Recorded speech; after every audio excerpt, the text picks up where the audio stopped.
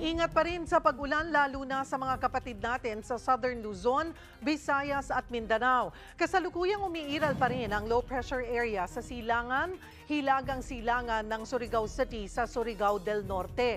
Hindi pa rin inaalis ang posibilidad na maging bagyo ito, kaya patuloy itong binabantayan. Sa ngayon, nagdadala na raw ang LPA ng mga pag-ulan sa Bicol Region, Romblon, Visayas, Dinagat Islands at Surigao del Norte. Bukas naman, maging ang Mimaropa at Calabarzon ay maaari na ring maapektuhan ng LPA at habagat.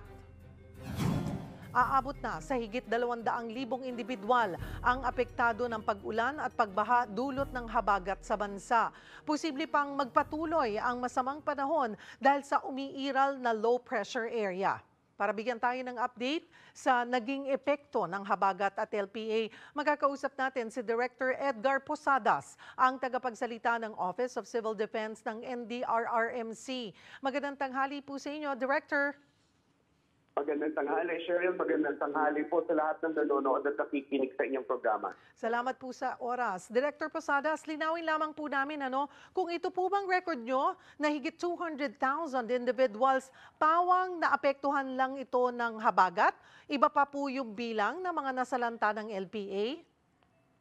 Opo, ganito yung Cheryl, no? What we do kasi is at the Office of Civil Defense, yung mga datos is attributed to particular, let's say, event, no? Kagaya nito, yung habagat. So yung ang datos natin ngayon ay sa habagat lang muna kasi kasalukuyan pang nabanggit nyo nga kanina, dumadaan pa lang and posible nga yung possibility na ito ay magiging bagyo in the next few days. So itong datos na ito ay datos pa lamang ng habagat, Sharon. Ano-ano pong lugar, Director, ang pinaka-apektado nitong pag-ulan at pagbaha po? Kung titingnan natin when it comes to yung dami ng populasyon na apektado, ang una ay ang nangunguna dito kasi out of the 221,435 na individuals affected, ang pinakamarami, Cheryl, ay sa ngayon sa datos natin sa Region 12, 199,619. And susunod dito yung sa Region 9 and then sa Region 10.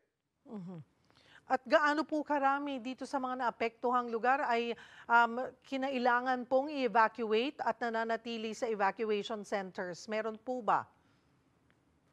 Oo, Cheryl, meron tayo sa ngayon. No? We have a total of 71 na evacuation centers.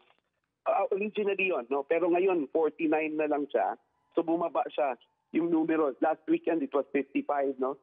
Ito ay dun sa mga region na nabanggit ko rin, Region 9, 10, 11, 12, and BARM. At ito ay catering to 5,382 na pamilya or 20,086 na mga individual. Meron din tayong count, Cheryl, nung mga outside evacuation centers, but we also cater to their needs. Yung those na talagang minabuti nila na makipisan muna sa kanilang mga relatives and friends. Sa mga oras po bang ito, may mga lugar pa rin po na may mga tubig pa ang kanilang mga lugar? Meron pa rin, Meron pa rin. Cheryl, pwede ko bang i-update? May update na binigay sa akin ngayon lang. Ang affected individuals na ngayon ay 468,165. This was as of today, 9 a.m. Ito yung latest na datos. My apologies. And then 375 barangays or 96,277 families. At ang pinakamarami ngayon dito sa latest natin na datos, Sheryl, ay sa BARM, 246,730 na mga individual or 49,346 individuals. At yung ating datos sa evacuation centers ay tama na 49, catering to 5,392 families or 20,086 individuals. At ito po, out of the 375 barangays, karamihan po ba dito may tubig pa yung kanilang lugar, Director? Ang sinasabi kausap ko kanina, Cheryl, yung dalawang regional directors natin Ayun sa through, we were exchanging messages na si Director Ocho Torrena sa Region 9 and si Director Mamon sa BARM. Kanina daw medyo maganda na yung panahon. But ang ano dito, Sharon, no, we had a meeting with Pag-asa yesterday just so na ma-appreciate natin yung weather outlook and yun nga ang consequence nitong itong dumadaan na LPA ngayon ay posible pa rin na paigtingin niya yung pag-ulan. So definitely hindi pa rin tayo kampante that magiging total yung ating most of that ones are receiving already, but because of that pagdaan nitong LPA baka madagdagan pa ng konti yung mga pag-ulan. Dahil nga po nabanggit nyo na magpapatuloy pa pala itong ulan, ano po ang directives po ng NDRRMC dito po sa mga barangay, 375 barangays, almost 500,000 na individuals na po ang affected? Opo, ang kahapon po ay nag-raise na po ang ating dito sa NDRRMC, Cheryl, to blue alert, no, para mas matutukan natin yung response mechanism natin. So ibig sabihin na we are taking this really seriously, saka yung tuloy-tuloy nga na pag-ulan almost sa buong Mindanao. And then kahapon nagbigay na rin ng yung mga advisories yung ating mga tiga DNR NGB dun sa mga posible ng mga barangays na maapektuhan. At patuloy naming sinasabi, Cheryl, ang ano natin dito ay yung pagbaha at saka yung posibleng pagguho ng lupa.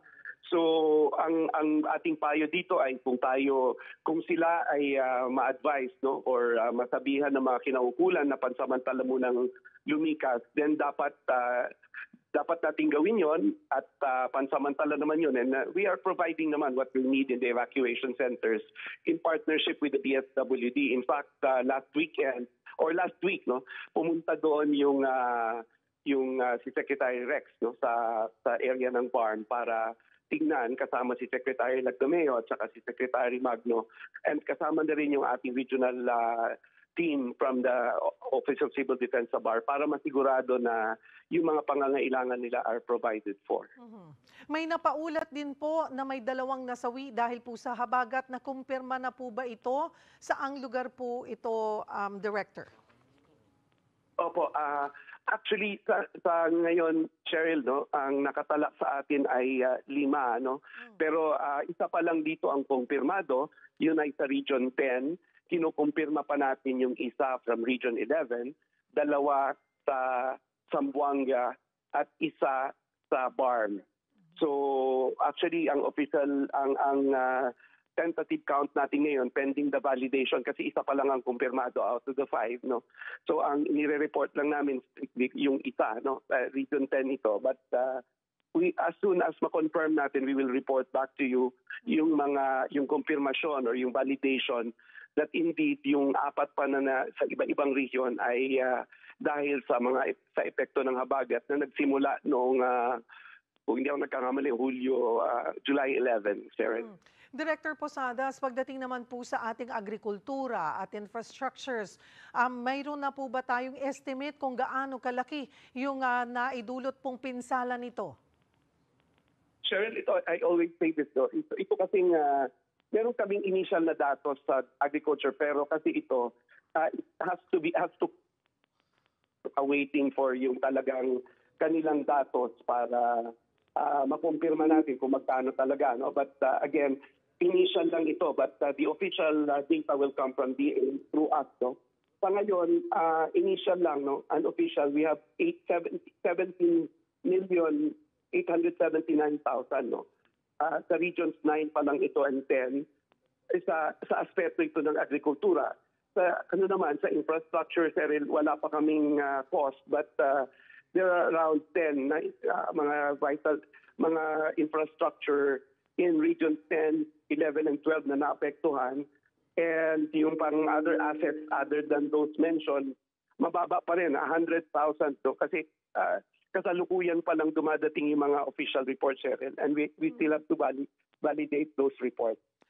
Ano po ulit yung damage po sa agriculture po natin na unofficial pa, yung estimate?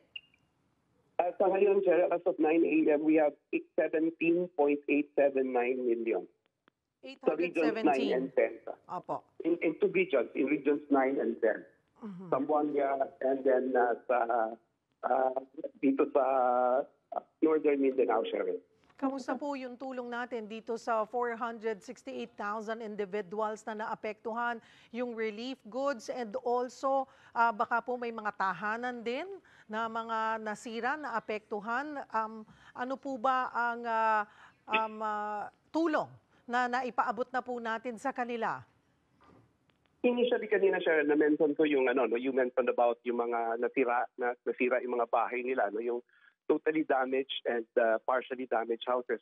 Namigay po si TechRex at yung team niya, nandun din yung OCD ng BAR, ng ayuda, yung tinatawag natin na assistance to individuals in crisis situations.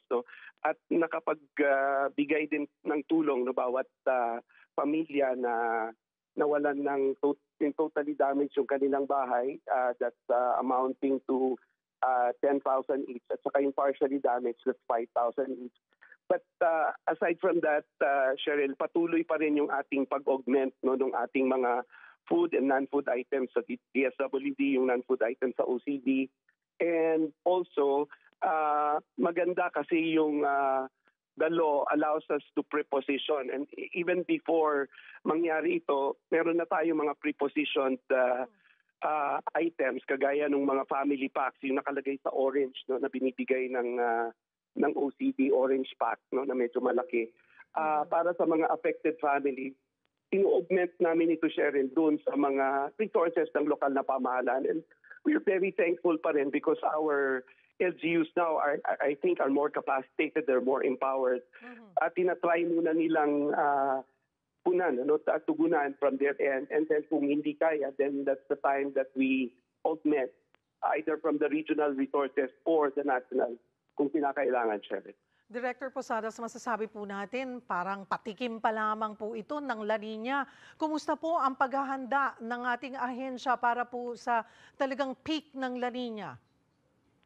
Opo, in fact patuloy po ang pagpupulong diyan, patuloy po ang napaka-mitikuloso po ng ating mga kinaukulan. Una po ang ating Pangulo, very straightforward ang sinasabi niya for the NGAs to prepare for La Nina. And, we are doing just that po. This is being complemented by the instructions of the SND, who's also the chair of the NDRIM Council, Secretary Chodor, and of course the Yusek Nepomuceno.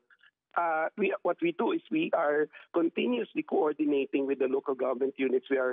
We are abiding by the advices ng ating science and forecasting mga agencies natin na medyo masasabi natin na maganda na ang kanilang pag-forecast. And that aids us in planning para mas maplano natin. And we plan together with the local government unit, with our regional offices, and up the line, hanggang dito naghahanda din tayo by continuously monitoring yung pangangailangan, Cheryl. And we continuously also facilitate yung mga patuloy yung mga prepositioning of goods para kung sakasakali na medyo tumaas-taas pa dito yung mga pangangailangan, then we're ready to address. Continuous yan, and we work closely with the NDRIM Council and our regional counterparts in the 17 regions in the country, Sharon. Marami pong salamat sa inyong oras, Director Edgar Posadas ng OCD and DRRMC. Magandang tanghali po.